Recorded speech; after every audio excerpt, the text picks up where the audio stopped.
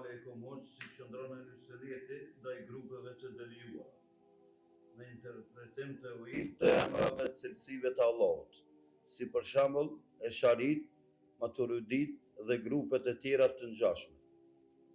A konsiderohen këto grupe të njëjta me xhamit në këtë çështje apo kanë dallim mes tyre?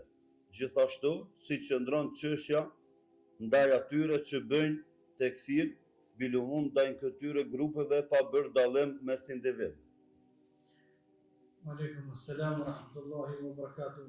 Pyetja që lip shumë, por inshallah shkurtimisht po themi.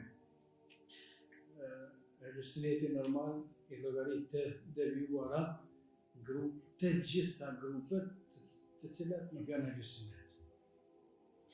Kjo është më rëndësishme këtu. Elusineti i llogarit të devijuara të gjitha grupet të cilat nuk janë elusinet. Dhe për dietarët e sunetit, si është Ahmed ibn Hanbal, Allahu subhanahu wa taala pas mëshirë dhe të tjerë, kanë thonë çdo besim përkatësim emrin përveç elusinetit do të thonë janë të devijuar. Kushdo që përveç elusinetit e ka edhe një emër tjetër, është i devijuar. Për shkak se kush është në udhëzim është vetëm në sunetin e pejgamberit sallallahu alaihi wasallam. Në fund është thonë, jemi në sunetin e pejgamberit sallallahu alaihi wasallam sipas këtina. Kjo është gabim. Jemi në sunetin e pejgamberit sipas këtij imam, sipas atij imam, kjo është gabim. Se si të bëhet edhe një emër tjetër përveç elusinetit është grup i devijuar. Pastaj grupet e devijuara nuk kanë njohur, nuk ka diskutim se Esharit dhe Maturidit nuk janë njëjtë me Xehmit, për shkak se Xehmit e kanë devijimin më të thellë, edhe më i hapur është devijimi i tyre se sa devijimi i Esharit dhe Maturidive. Sa për këtë temë të cilësive të Allahut, elusineti besojnë në të gjitha emrat të cilësive të Allahut të përmendur në Kur'an dhe në sunetin e pejgamberit sallallahu alaihi wasallam, çashtu çish janë përmendur në Kur'an.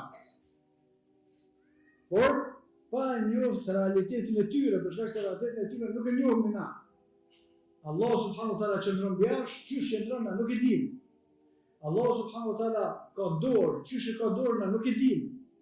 Allah subhanahu wa taala kretë cilësitë që i ka përmendur në librin e tij, ose pejgamberi sallallahu alaihi wasallam në hadithin e tij, na i pranojmë çashtu në emërtimin e parë që kanë ardhur.